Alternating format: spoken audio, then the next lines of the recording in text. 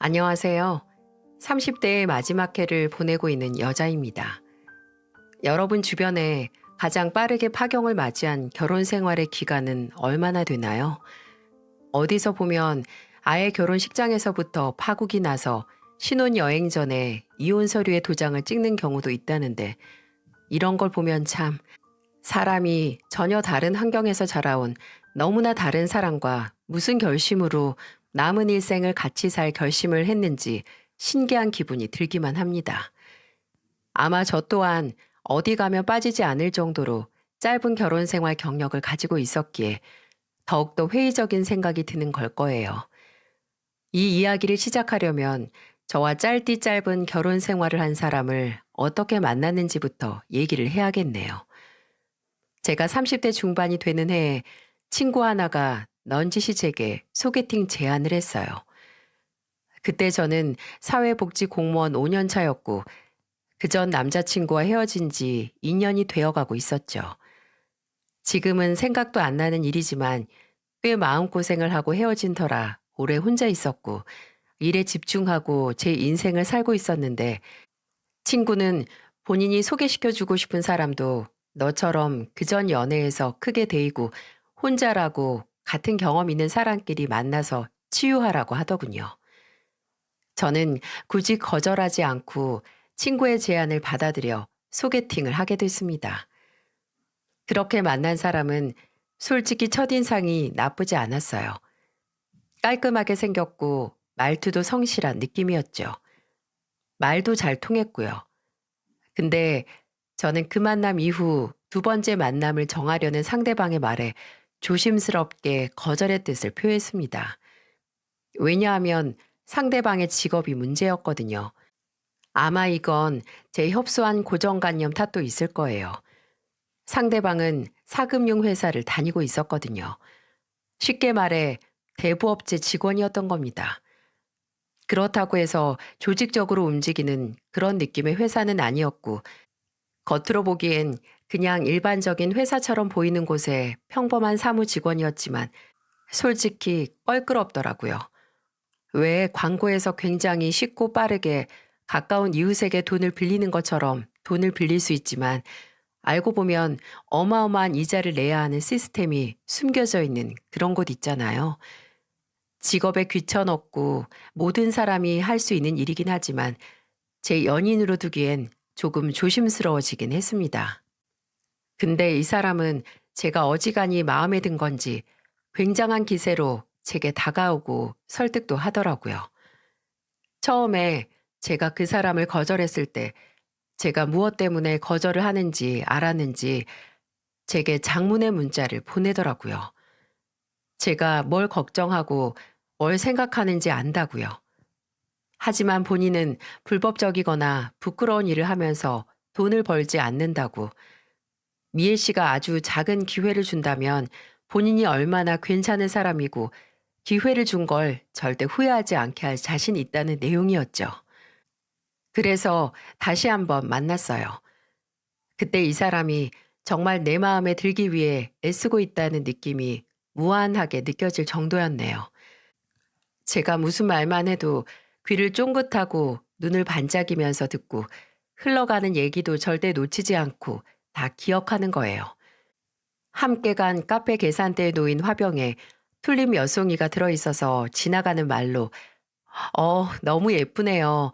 나 튤립 진짜 좋아하는데 라고 했었어요. 근데 그 다음 만남에 튤립을 한 알음 사와서 제게 안겨주는 겁니다. 처음에는 나를 얼마나 봤다고 이렇게 잘해주지? 왜 밀어내려고 하는 사람에게 이렇게 잘해주는 걸까? 라고 의구심이 들 정도였어요. 저는 늘 남자들이 10번 찍어 안 넘어가는 나무 없듯이 10번 찍어서 안 넘어가는 여자 없다. 이런 말에 치를 떨었거든요. 아니, 나무랑 사람이랑 어떻게 똑같습니까? 근데 10번을 넘게 진심을 보여주고 노력하는 모습을 보여주는 남자에게 안 넘어가기는 힘들었네요. 심지어 그런 속마음 말고도 겉모습 또한 제 스타일이었으니 말 다 했죠. 하나 걸리는 게 있었지만 한번 상대방에게 호감이 꽃 피어나기 시작하니까 별 문제가 안 되는 것처럼 느껴지는 게 참 신기했습니다. 오래 연애를 안 했던 터라 새삼 이래서 사랑을 시작하면 분별력이 훅 떨어진다는 게 실감이 날 정도였어요. 그렇게 1년 반 정도 연애를 했고 만나는 동안 정말 세상에 나뿐인 것처럼 제게 사랑을 쏟는 사람과 결혼까지 준비하게 됐습니다. 남편과의 결혼에 확신을 가진 건 지금 생각해보면 남편이 저희 아버지께 했던 행동들 때문이었을 거예요. 연애 초반에 남편은 저희 아버지께서 간 문제로 몸이 안 좋으시다는 걸 알았고 그 후로 틈틈이 저희 아버지 건강을 생각해서 이것저것 본인 스스로 뭔가 해주려고 하더라고요.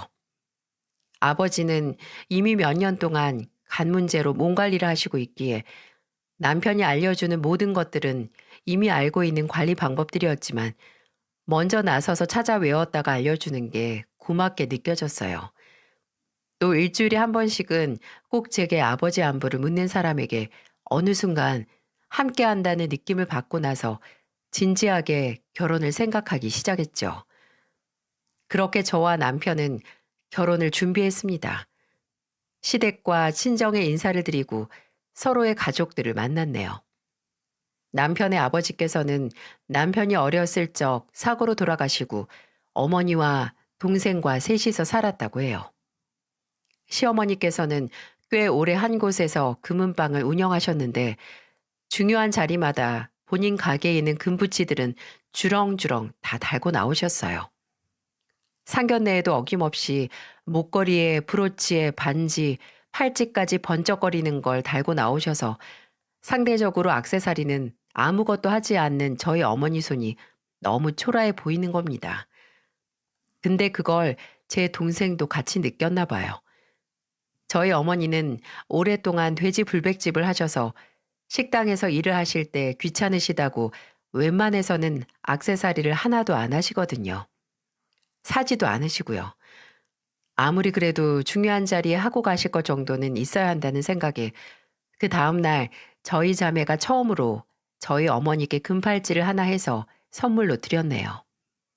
다른 집 엄마가 하고 있는 금붙이를 보고 이제야 선물을 드릴 생각을 해서 좀 죄송스러워했지만 저희 어머니는 몇 달 동안 손목에서 빼시질 않을 정도로 정말 좋아하셨어요. 하지만 금붙이 얘기가 상견례에서 문제는 아니었어요. 문제가 될 사건은 따로 있었죠.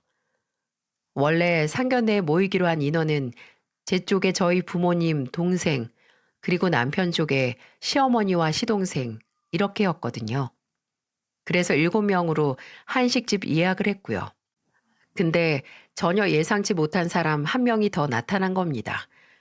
처음에 식당에 도착해서 남편의 얼굴을 봤을 때부터 남편의 표정이 좀 안 좋기는 했어요. 남편은 저를 보자마자 이런 소리를 했고요. 미애야, 우리 어머니가 지금 만나시는 분 있는 건 알지? 근데 어머니가 그분을 오늘 데리고 오셨어. 이게 무슨 소린지 처음 시댁에 인사를 드리러 갔을 때 듣기는 했어요. 시어머니께 연애 상대가 있다는 것을요. 같이 살진 않지만 같이 살다시피 한다고 듣긴 했는데 일말의 언질도 없이 무작정 중요한 자리에 데리고 오다니 당황스럽고 기분이 좀 안 좋기도 했어요. 하지만 그 자리에서 뭐라 말할 시간은 없고 부랴부랴 식당 측에 말해서 원래 예약한 코스를 하나 더 부탁을 했고 저희 부모님이 놀라지 않을 정도로 자초지종을 설명했어요. 그런 속도 모르고 시어머니는 그저 해맑게 웃으시면서 본인의 연인을 저희에게 소개시키셨죠. 아유, 내가 남사스럽다고 오지 말라고 했는데 이제 이 사람 며느리이기도 하다면서 굳이 오겠다고 하는 거예요. 사부인, 사돈어른, 널리 양해 좀 부탁드려요. 그리고 그 후로부터는 두 분이 어디서 만났고 시어머니보다 5살 젊은데도 개의치 않고 호감을 표시해서 마음에 들었다. 이 사람이 어디서 친구랑 사업을 하는데 등등. 이게 저와 남편의 결혼을 위한 자리인지 아니면 시어머니 연애담을 듣기 위해서 모인 건지 분간이 안 되더라고요. 하지만 이때까지만 해도 그저 정말 오랫동안 혼자 지내시다가 정말 오랜만에 연애를 해서 행복에 겨운 시어머니 행동이라고 생각을 하고 이해를 했습니다. 정말 이해가 가지 않는 건 했던 말을 모르쇠 하고 손바닥 뒤집듯 뒤집는 그 행동이었어요. 저와 남편은 3억 정도 예상을 하고 신혼집을 구하려고 했어요. 저희 둘은 결혼 이야기가 나오고 얼마 안 가서 서로 경제 사정을 모두 오픈했고, 저는 그 당시 친정에서 마땅한 경제적 지원을 못 받고 오롯이 제가 모아온 돈으로 결혼을 하기로 했죠. 남편은 시댁에서 도움을 받아 2억을 해오기로 했고요. 시어머니께서도 시댁에 간 날이나 상견례 날이나 집은 걱정할 필요 없겠네요. 재원이나 미애나 알아서 잘하는 애들이고 저도 섭섭지 않게 도움 줄 테니까요. 라고 말씀하셨었는데 그 말을 믿고 있다가 정말 예상치도 못한 변수를 맞이하게 됐네요. 막상 집을 알아보고 조건에 맞는 빌라를 찾았는데 갑자기 시어머니께서는 약속했던 지원을 못 해주시겠다고 나오시는 겁니다. 남편은 당황하고 제 눈치만 보고 저는 황당하고 솔직히 그때 결혼을 다시 생각해 보기도 했어요. 상견례 당일 보여준 행동도 마음에 들지 않았지만 이렇게 약속을 해놓고 바로 못 주겠다고 남편에게 못을 박으니 결혼 후에도 이렇게 말 바꾸는 순간이 오지 않을까 했거든요. 하지만 저나 남편이나 시댁에 결혼 자금을 맡겨둔 것도 아니고 도와주시면 정말 감사한 일이고 뭐 안 도와주셔도 뭐라 서운해할 일이 아니라고 생각을 하기로 했습니다. 그래서 저희는 원래 시댁에서 도와주시기로 한 돈을 받지 못하고 저와 남편이 모은 돈 1억 5천 정도 되는 돈에 대출을 껴서 신혼집을 마련했어요. 전혀 도움을 받지 않았으니 차라리 속은 편했네요. 온전히 저희 집이라는 기분이 들기도 했고요. 마음 편한 곳에서 내 마음을 편하게 해주는 사람과 새로운 출발을 한다는 생각에 가슴이 두근거렸어요. 하지만 그 기대와 떨림은 반년도 가지 못했고 실망과 치를 떠는 분노로 바뀌었습니다. 결혼 생활 극초기에는 좋은 소식이 바로 들려온 덕분에 출발이 좋다는 생각을 하긴 했어요. 제가 허니문 베이비를 임신했거든요. 신혼 때 남편과 단 둘만의 시간은 물 건너갔지만 저는 늘 아이를 원했기에 그저 좋기만 했습니다. 남편도 물론 좋아하긴 했어요.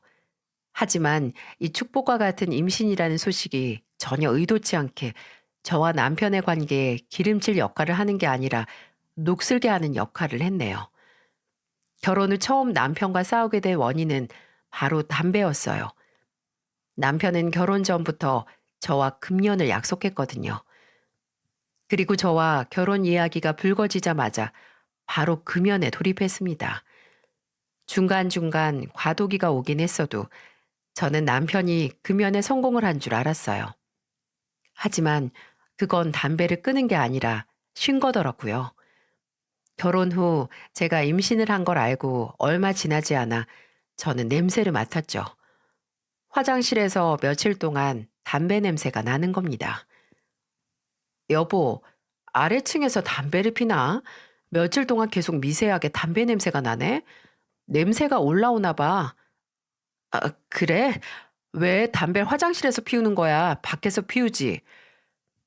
저희 집이 그때 빌라 5층이었는데 저는 아래층에서 피우는 냄새가 저희 집까지 올라오는 줄 알았죠. 올라오는 냄새가 열흘 동안 계속됐을 때 임신한 몸으로 계속해서 담배 냄새 진동하는 화장실을 쓰고 싶지 않아 마음 먹고 아래층에 내려갔어요. 근데 저희 집 아래층 라인에는 담배를 피우는 집이 아예 없었습니다.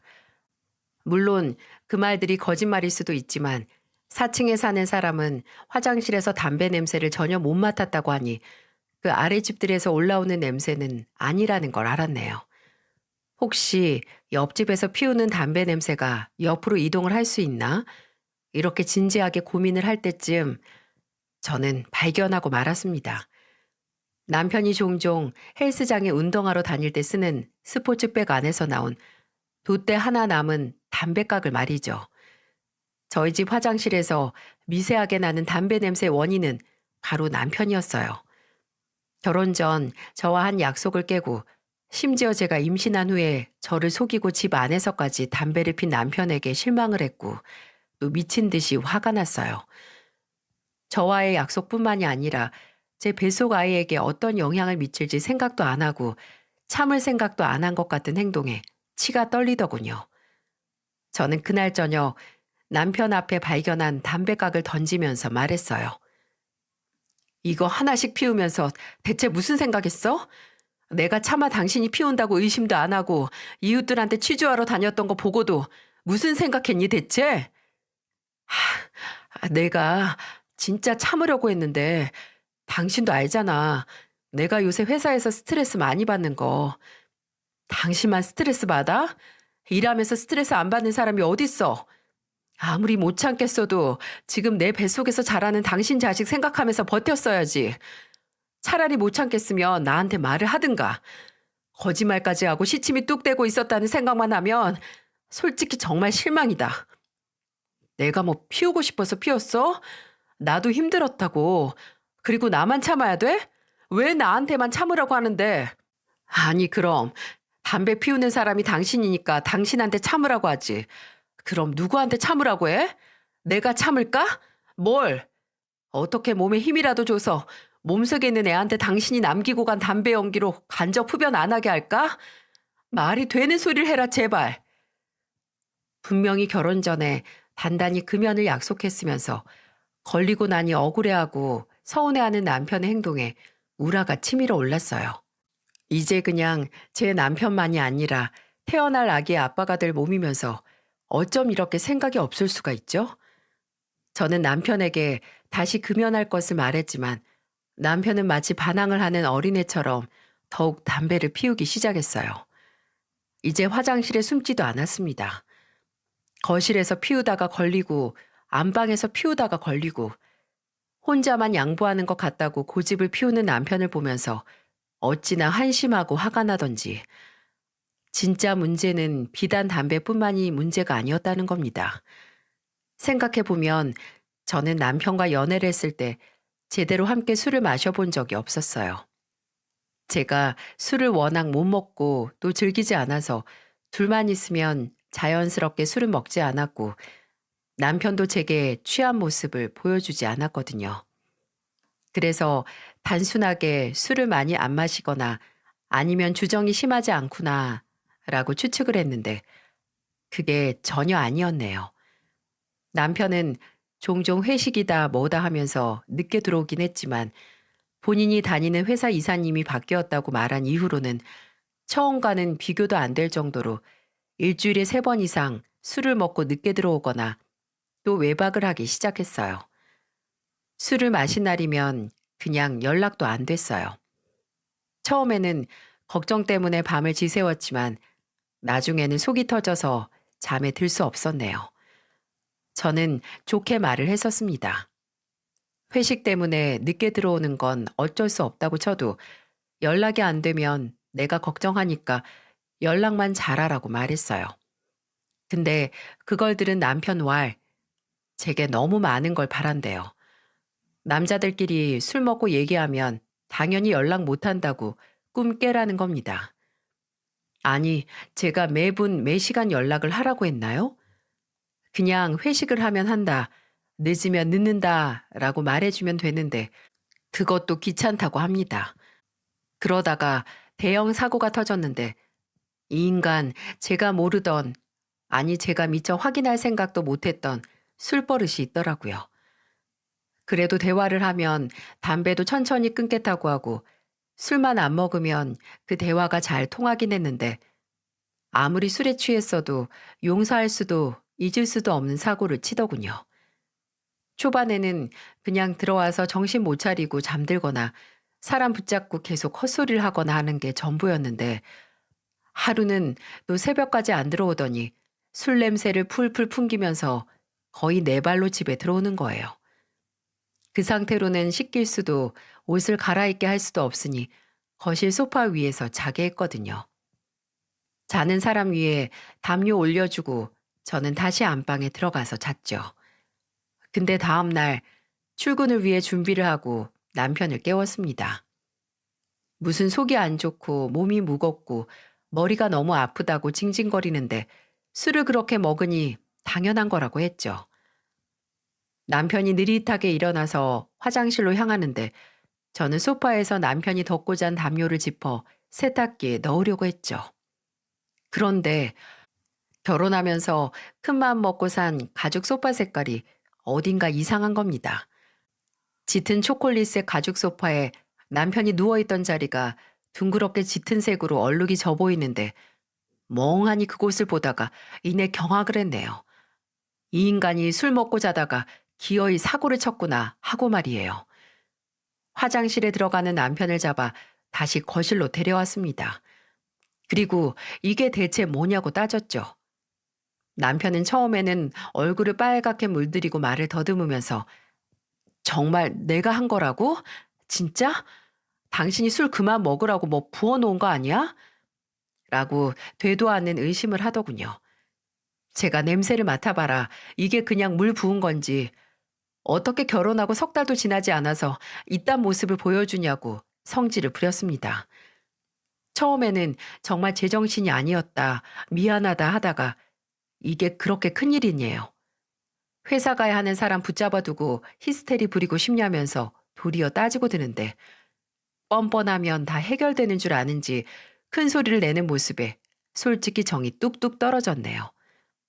그렇게 비싼 가죽 소파는 저희 집에 온 지 몇 달 지나지도 않아 그렇게 생을 마감했죠. 결혼하고 성격이 180도 바뀌는 남자들에 대해 들어만 봤지 제가 그런 남자와 결혼을 하게 될 줄은 상상도 못했습니다. 아무리 잡은 물고기에 떡밥 안 주고 결혼 전에는 열과 성을 다해 좋은 모습만 보여준다고 해도 사람이 이렇게 달라질 수 있나? 정말 초반에는 마음을 얻기 위해 모습을 꾸며낸 거고 혼인신고하고 내 사람 되고 나니까 입 싹 닫고 지 편한 대로 하는구나. 기함을 했네요. 결혼 후에 본 모습을 드러낸 건 남편뿐만이 아니었습니다. 결혼 전에는 금은방을 하는 시어머니께서 먹고 사는 게 그냥저냥 여유 있는 수준이라고 알고 있었거든요. 약속을 지키지는 않았지만 처음에 집할 때 돈을 보태주신다고 호언장담을 하시기도 했고 또 같은 자리에서 가게를 유지하는 게 어려운 일이니까요. 그래서 별 생각을 안 하고 있었는데 웬걸? 시어머니는 종종 남편이 연락을 안 받는다는 핑계를 대며 돈 얘기를 꺼내시더라고요. 처음에는 300만 원, 500만 원, 크게는 1000만 원까지 공무원 대출을 받을 수 없겠냐. 너 공무원 돼서 이득 보는 거 챙겨야 하는 거 아니냐며 돈 없으면 그거라도 받아서 빌려달라고 하는데 이유를 여쭤봐도 다 쓸 곳이 있어서 그러는 거라고 얼버무리시더라고요. 근데 대출 받아서 집 산 지 얼마 안 된 저나 남편이 그 정도 현금이 어디 있고 또 대출을 받기도 어렵잖아요. 처음에는 제 선에서 좋게 말해 거절을 했지만 나중에는 잦은 돈 문제 관련 연락으로 전화 받기가 무서워지는 겁니다. 근데 제가 이 얘기를 남편에게 하니까 뭐라 하는 줄 아세요? 저도 무시하래요. 본인도 어머니가 돈 얘기할까봐 안 받는 거라고 왜 미련하게 그걸 다 받아서 고생하냐고 하더군요. 아휴, 본인은 어머니니까 연락을 쉽게 무시해도 제게 그게 쉬울 리가 없잖아요. 공감 능력은 뉘집 계에게 나눠주고 온 건지. 근데 아무리 시어머니의 전화나 돈 빌려달라는 연락을 피해도 집까지 불쑥 찾아오는 걸 피할 재간이 없었네요. 하루는 작정을 하신 건지 밤 12시가 넘었을 때 집에 사귀는 남자와 함께 저희 집에 찾아오신 거예요. 제가 임신을 한 지 12주 차가 되는 날이었습니다. 이미 한 잔을 하시고 오신 건지 두 분 다 한층 상기된 얼굴과 목소리로 들어오시는데 와, 돌겠더라고요. 시어머니가 만난다는 분은 그대로 소파로 직행해서 널브러져서 찬물 가져오라고 하고 시어머니께서는 주방에 들어가셔서 냅다 냉장고를 열어보시고 이러시더군요. 야, 야, 여기 고기 있네, 고기. 이거 좀 구워봐라. 그리고, 여기 두부도 있고. 근데 찌개용이네. 미애야, 너 고기 굽고 묵은지 있으면 그거 좀 지져봐라. 두부김치 먹게. 어머니, 혹시 술 더 드시려고요? 어머, 술 안 먹으면 여긴 왜 왔겠니? 술 먹으러 갈 곳 없어서 여기 온 건데. 저 양반 아직 배 안 찼어. 맥주 좀 있나? 아, 여기 있네. 너네는 캔맥주만 먹니? 밤 11시에 술상을 봐오라는 시어머니. 순간 표정 관리를 할 수도 없이 짜증이 솟구쳐 오더군요. 그래도 정말 여기서 쫓아낼 수도 없는 노릇이고 저는 애써 간단하게 음식을 만들고 남편은 시어머니의 말대로 거실에 식탁을 펴서 술을 날랐습니다. 근데 그냥 술상을 봐드린 게 끝이 아니라 옆에서 술시중까지 들게 합니다. 솔직히 너무 몰상식한 짓 아닌가요? 아무리 가족이었어도 아무리 시어머니고 손이 사람이지만 다음날 출근하는 아들 부부를 붙잡고 술을 마시라고 하다니. 하지만 최악의 행동은 그뿐만이 아니었습니다. 야야, 미애야, 너 결혼식하고 나 처음 보지? 임신한 것도 이 사람 통해서 알려주고 말이야. 아무리 내가 네 시아버지는 아니더라도 너 너무하는 거 아니냐? 어? 재원이 너도 그렇고 나는 가족 아니다 이거냐? 아니에요. 바빠서 그랬죠. 어련히 어머니 통해서 아시지 않을까 하고. 그래도 서운해 임마. 미애 너 임신 축하하는 기념으로 내가 따르는 술 한 잔 받아라. 어? 순간적으로 시어머니가 사귀는 사람이 제게 내민 소주잔을 그대로 잡아 그 사람 이마에 던질 뻔했네요. 이게 말인가요? 임산부에게 축하주를 마시라는 게 제정신이냐고요. 하지만 미처 그 분노를 다 터뜨릴 생각도 못하고 그저 곤란하다는 듯이 웃으면서 거절을 했어요. 근데 그 좋은 말도 못 알아먹고 계속해서 제게 술을 권하는 겁니다. 옆에서 남편이 말려도 한 잔은 마셔도 돼. 이 정도는 오히려 태아한테 도움이 된다고. 이런 헛소리를 하는 거예요. 순간 너무 기분이 나쁜데 옆에서 시어머니가 하는 소리가 더 가관이었습니다. 미애 너 어른이 주는 술 마다하면 나중에 건방지 내놨는다. 앞으로 태어날 우리 손주 인성 생각해서 그냥 한 잔만 감사하게 받아 마셔. 어? 나 창피하게 만들지 말고. 제게 술잔을 들이미는 사람은 그냥 남이라고 쳐도 시어머니께서는 이러시면 안 되는 거 아닌가요? 지금 제 뱃속에 시어머니의 손주가 있는데 오히려 본인이 사귀는 사람을 두둔한다고 술을 먹으라니 이게 말이 되냐고요. 제가 하도 어이가 없어서 가만히 대꾸도 안 하고 있는데 술잔을 내밀던 사람은 머쓱하게 헛기침을 하더니 이내 옷 주머니에서 담배를 꺼내 입에 물고는 불을 붙이더군요. 그때는 남편도 이제 집에서 담배는 일절 안 피운다고 약속했던 때인데 초대도 받지 않은 손님이 내 집에서 그것도 임신한 내 앞에서 담배를 피우는 모습을 보니 속이 뒤집혔습니다. 죄송한데 담배는 좀 꺼주실래요? 지금 남편도 집에서는 담배 일절 안 피우거든요. 어머, 얘 봐라. 네가 왕이야 뭐야? 네 시아버지 될 사람한테 어디서 담배를 꺼라 마라 해? 어머님, 그게 아니라 제가 지금 임신을 했고 자시고 너 무슨 임신이 유세인 줄 아나 본데 세상 여자들 다 하는 게 임신이야. 근데 그게 무슨 유세라고 지 시애비가 주는 술도 마다하고 담배를 끄라고 명령을 해? 진짜 너무하세요, 어머님. 이 야밤에 찾아오셔서 상 차리라는 것도 군말 없이 다 했는데 임신한 사람한테 술 먹어라. 옆에서 담배 펴도 참으라고 하세요? 그럼 네가 참아야지 뭐래? 하여간 요즘 애들은 그저 뭐든 안 된다고 안 된다고 건방이나 떨고 내가 너 원래부터 마음에 안 들었어. 사람이 자존심 굽혀가면서 돈 얘기 꺼냈을 때도 무시나고 말이야. 야, 나는 옆에서 담배를 피우던 술을 먹던 저렇게 아들 하나 잘 낳은 그런 사람이야. 잘 낳아놓은 남편이 술 먹고 들어와서 소파 위에 실내나 해요? 화장실 하나 못 가리는 어른으로 정말 잘 키우셨네요. 뭐? 저 그냥 들어갈 테니까 알아서 마시다가 가세요. 저는 그대로 안방으로 들어와 문을 걸어 잠갔고 뒤에서는 상이 엎어지는 소리와 함께 시어머니가 고래고래 소리를 지르고 옆에서 남편이 말리는 소리가 들리더군요. 싹 다 무시하고 들어와서 누워 잤습니다. 그 후로는 정말 급격하게 시어머니와 사이도 틀어지고 남편과도 어색해졌어요. 솔직히 아무하고도 말하고 싶지도 않고 어디 숲에 들어가서 혼자 지내고 싶었습니다. 그저 기댈 곳이라고는 제 가족, 제 친정뿐이었어요. 근데 제가 결혼을 하고 5달 정도 지났을 때 그마저도 무너지는 사건이 일어나고 말았습니다. 몇 년째 몸이 안 좋으시던 아버지께서 간경화로 돌아가신 거예요. 제 인생에 있어서 커다란 기둥 하나가 무너져 내리는 것 같았습니다. 어머니 연락을 받아 병원에 가서 잠들듯이 누워있는 아버지를 보고 회복이 불가능할 정도로 좌절을 했어요. 동생과 어머니와 마주 앉고 세상이 끝난 것처럼 펑펑 울었네요.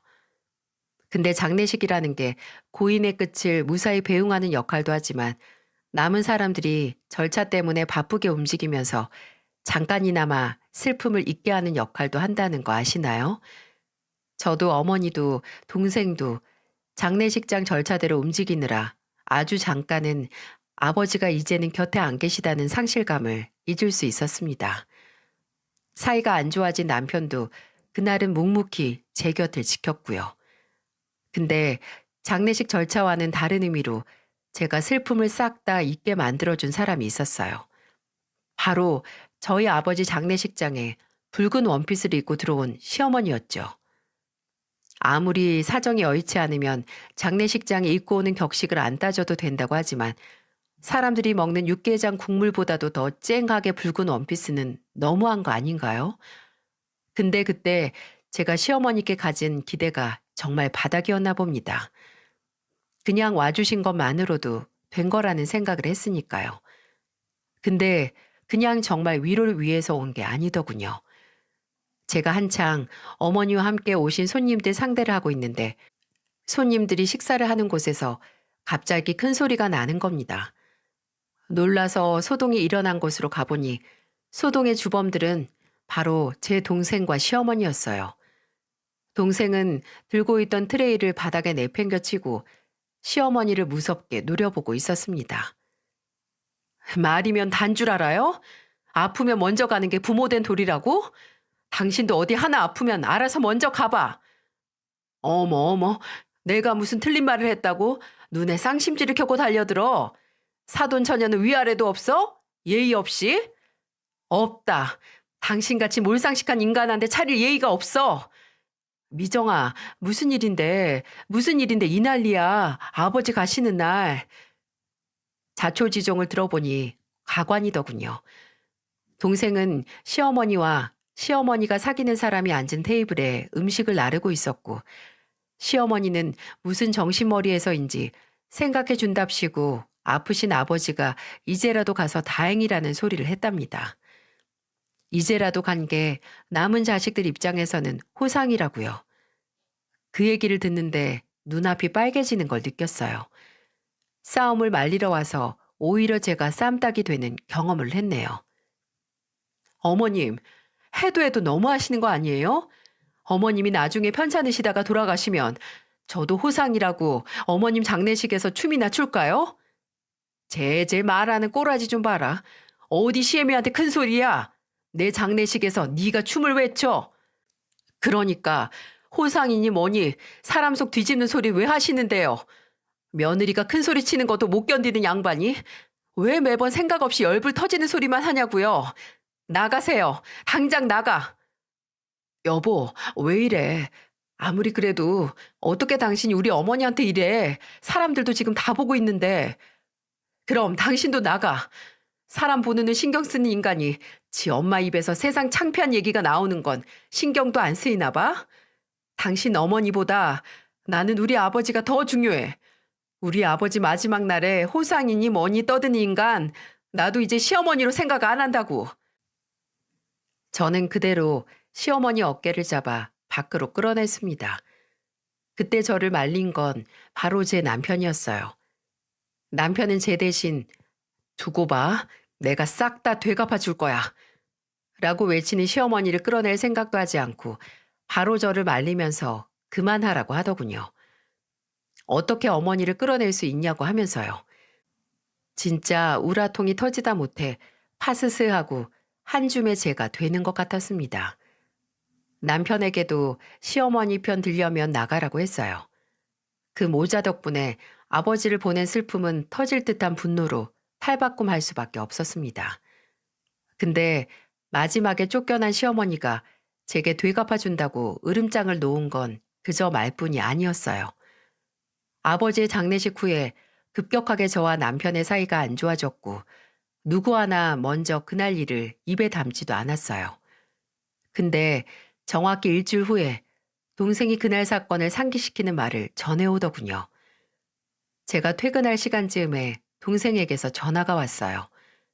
당장 어머니 식당으로 오라는 소리만 하고 끊길래 무슨 일이 있나 하는 걱정에 바로 식당으로 달려갔죠. 원래 저녁까지는 장사를 하시는데 식당 문 앞에는 사정으로 인해 일찍 닫는다는 푯말이 걸려 있었고 유리창 안으로 어머니와 동생이 마주 앉아 있는 모습이 보이는 겁니다. 저는 급하게 문을 두들겼고 밖에 있는 저를 발견한 동생이 저를 들여보내줬고요. 제가 들어가자마자 어머니는 한숨을 크게 쉬시고 동생은 열을 잔뜩 받은 사람처럼 머리를 쓸어 올리더군요. 언니, 오늘 엄마 식당에 누가 왔다 갔는지 알아? 언니 시어머니 되는 사람이 지 친구들 다 모아서 엄마 식당에 왔었대. 근데 와서 동생의 얘기를 듣는데 들으면 들을수록 입술은 마르고 손은 바르르 떨렸어요. 상황에 질려서 당이 떨어진다는 게 이런 느낌인가 보다 했습니다. 되갚아 주겠다고 악을 지르던 시어머니는 저나 동생이 아닌 저희 어머니께 그날 당했던 망신을 되갚기 위해 저희 어머니 식당으로 찾아온 거예요. 처음에는 어머니도 친구들을 데리고 나타난 시어머니가 달갑지는 않았지만 괜히 긁어 부스러 만들기 싫어서 장례식 날 일어난 일을 모른 척하고 응대를 했다고 해요. 그렇게 얌전히 4명이서 불백 6인분 시켜서 잘 먹고 가나 했는데 시어머니가 밥을 다 먹고 나서 어머니를 테이블로 불렀다고 합니다. 사돈, 잘 드셨어요? 여기 처음 오시는 것 같은데 입맛에 맞으셨나 모르겠네요. 입맛이라고 할 거 있나요? 그냥 돼지고기인데. 근데 고기 냄새가 너무 많이 난다. 그치? 그래, 여기 고기 오래 뒀다가 하죠? 아유, 나 냄새 나서 먹느라고 혼났잖아. 재원 엄마, 사돈 양반이 하는 집이라서 신나서 왔더니 이게 뭐야? 괜히 기대만 했네. 아유, 미안해 자기들. 나도 오늘 처음 왔는데 이 정도일 줄은 몰랐어. 사돈, 장사 계속 하시려면 음식이나 위생에 좀 신경 써요. 어? 갑자기 시작된 악독한 평가들에 어머니는 잠시 멍해지셨다고 해요. 그리고 시어머니를 보면서 이 인간이 앙심을 품어서 지 아군들을 데리고 왔구나 하는 생각을 하셨죠. 그리고 차갑게 식은 눈으로 식탁 위에 말끔하게 비워진 그릇들을 보면서 코웃음을 치셨습니다. 4명이서 6인분을 이렇게 설거지한 것처럼 싹 비워내고 할 소리가 아니죠. 음식 타박을 할 거면 조금이라도 남기고 하는 정성을 보이시던가요. 참나, 생각해서 억지로 다 먹어줬더니 손님한테 못하는 소리가 없네요. 어머, 근데 이게 무슨 냄새야? 사돈, 지금 하고 있는 앞치마 언제 세탁한 거예요? 빨기는 해요? 이렇게 쩐내나는 앞치마 두르고 한 음식이 그렇지. 사돈, 어디서 고소당하기 싫으면 좀 관리 좀 하세요. 관리를요. 자식만 잘못 키운 게 아니라 장사하는 버릇도 못 쓰겠네. 그 말에 저희 어머니는 이성을 잃으셨고 하고 있던 앞치마를 그대로 벗어 시어머니 얼굴에 내던지셨다고 합니다. 갑자기 얼굴에 던져진 앞치마에 뒤로 넘어갈 뻔한 시어머니에게 어머니는 고함을 지르셨죠. 자식 잘못 키운 건 당신 부모겠지. 잡내가 나는 건 그쪽 인성이고. 어디서 캐캐묵은 양심을 품고 의문스럽게 나타나서 시비를 걸어? 먹을 건 다 처먹고 뭐가 어째? 헛소리 할 거면 다 나가. 당신들 같은 손님 평은 무시하면 그만이니까. 어머니는 시어머니 일행을 그대로 식당 밖으로 쫓아냈고 그때 겪었던 수모로 차마 저녁까지 장사를 할 수 없으셨다고 해요. 제게 먼저 말하긴 뭐 하셨는지 동생에게 이 일을 털어놓으셨고 동생은 바로 제게 알린 거죠. 동생도 어머니도 볼 면목이 없었습니다. 제가 이 결혼을 안 했다면 저희 아버지 장례식에서 그런 난동이 일어날 일도 없었고 어머니께서 이런 괜한 치욕을 겪을 일도 없었을 테니까요. 저는 더 이상 참지 못하고 이 지독한 연을 남김없이 끊어낼 때라는 걸 알았어요. 그날 바로 집으로 돌아가 남편에게 말했습니다. 이혼하자고요. 무슨 일인지 알지 못하는 남편은 황당한 표정으로 그게 무슨 소리냐고 했고 저는 저희 어머니가 겪은 치욕과 시어머니가 저지른 만행을 설명했어요. 그걸 들은 남편은 처음에는 당혹스러운 표정을 지었어요. 근데 제가 더 이상 시어머니 행동을 못 참겠다. 당신이 그걸 두둔하면 난 당신하고도 못 산다고 말을 하니까 그 인간이 뭐라고 했는지 아세요? 그러게 내가 어머니한테 그러지 말라고 했잖아. 장인어른 장례식 날 당신이 너무 심했어. 아, 그래서 이게 다 내 책임이라고? 그 머리통은 왜 달고 다니니? 먼저 아프면 죽는 게 호상이라고 한 사람이 누군데? 아무리 어머니가 말을 그렇게 했어도 넌 며느리가 시어머니한테. 그래, 그 엄마의 그 아들이라고 그런 사람 손에 키워진 당신도 뭐 다를 게 있겠어? 말만 앞에서 번지르르 하게 하고 나중에 말 바꾸는 것도 똑 닮았는데. 너 말 다 했냐? 속 좋게 뭐든 걸고 넘어지고 매사에 불평불만이라서 사람 진 빠지게 하는 게 누군데? 그 불평불만을 산송장에게도 나오게 만드는 게 바로 니들 모자야. 그냥 끝내자 깔끔하게. 당신 집안이랑 더 이상 오래 엮이고 싶지도 않아. 그렇게 반년도 못 채운 제 결혼 생활은 그렇게 막을 내렸습니다. 끝내 합의 이혼은 못하고 소송을 걸었고 남편의 술 문제에 대한 이의 제기로 뱃속 아이에 대한 양육권은 제가 가져왔어요.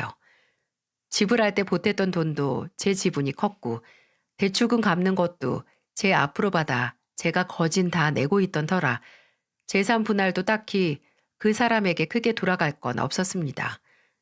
거의 몸만 나갔어요. 근데도 끝까지 제게 정말 본인을 안 잡을 거냐고 혼자 살 자신 있냐고 묻는데 오히려 자신 없어 보이는 건 너다 라고 끝냈네요. 5달이라니 5년도 아닌 5달. 저는 꽤나 확신을 갖고 한 결혼이었는데 정말 살기 전까지는 알지 못하는 게 결혼인가 싶습니다. 이혼 소송을 하면서 어느새 제 출산일이 다가왔고 출산 휴가 기간에 병원에서까지 이혼 소송 절차를 밟으면서 참 서럽긴 하더라고요. 하지만 후회는 없었습니다. 제가 저지른 지독한 실수를 만회할 방법은 이혼뿐이었거든요. 이혼 후에는 정말 정신없이 지냈어요. 딸을 낳고 육아휴직 기간 동안 애 보느라고 정신이 없었고 또 동생이 결혼도 했거든요. 아버지가 돌아가시고 제가 이혼을 한 후에 저희 집안에 크게 웃을 일이 없을 거라는 우울한 생각도 했는데 동생은 저와 다르게 정말 진국인 사람을 만나서 결혼을 했네요. 제부는 작은 광고회사의 대표였는데 능력도 좋고 다정하고 굉장히 성실하거든요. 무엇보다 제 동생 앞에서는 시키면 거의 죽는 신용까지 할 것 같은 그 모습이 언니로서 마음에 쏙 들었네요.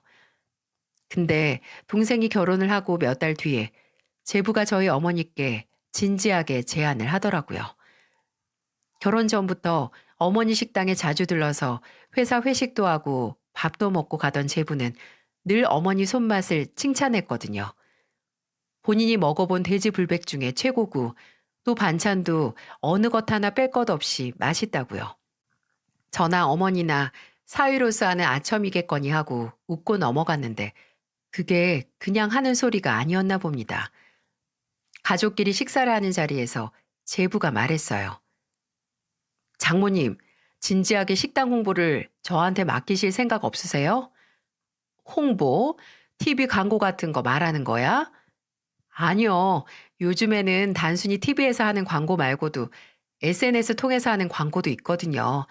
젊은 층에는 더 수요가 높기도 하고 파급력도 못지 않아요. 제가 정말 장모님 식당이 그냥 동네 식당으로 남는 게 아까워서 드리는 제안이니까 한번 잘 생각해 보세요.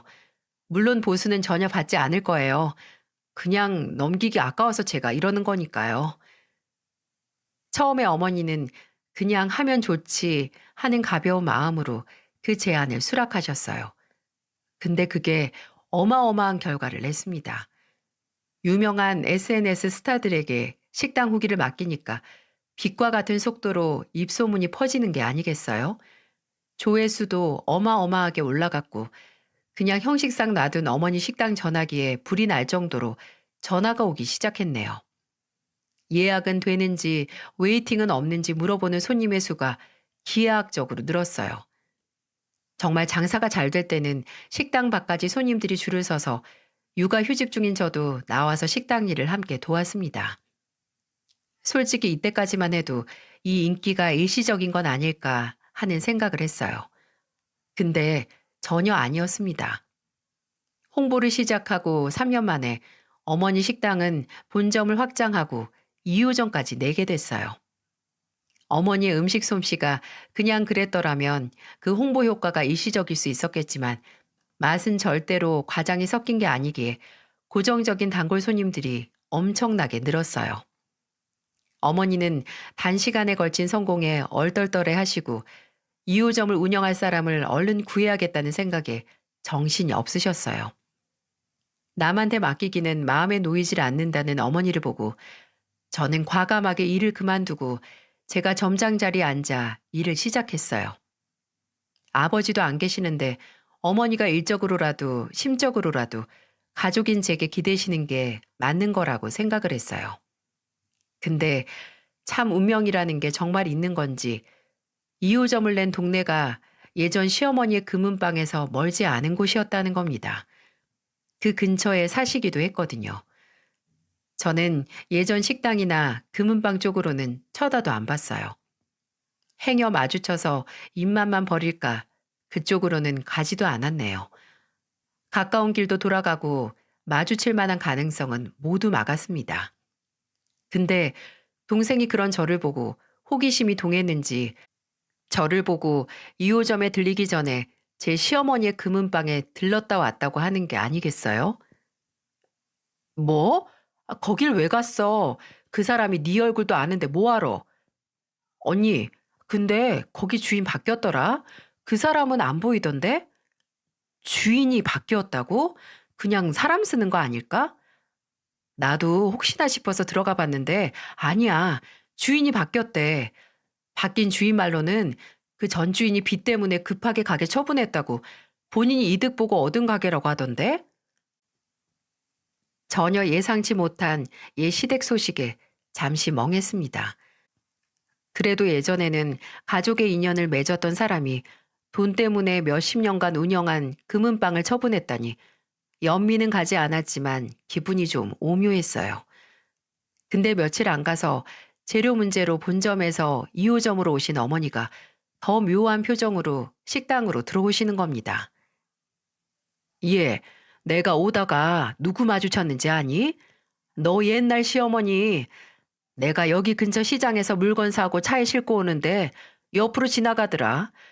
진짜 얼이 다 빠진 얼굴로 나 한 번 보고 내 차 보고 또 나 보고 차 보고 이렇게 번갈아 보다가 내가 무시하고 운전석에 딱 타니까 들고 있던 장바구니 바닥에 탁 내팽개치는데 참나 그 인간 성질머리 어쩌니? 근데 속은 좀 시원하더라. 근데 저희 어머니 차가 벤츠였거든요. 2호점을 내시면서 저랑 동생이랑 가서 어머니 차부터 바꿔드렸어요. 큰 성공을 거두셨으니 그 성공에 맞춰서 좋은 거 하나 가지셔야죠.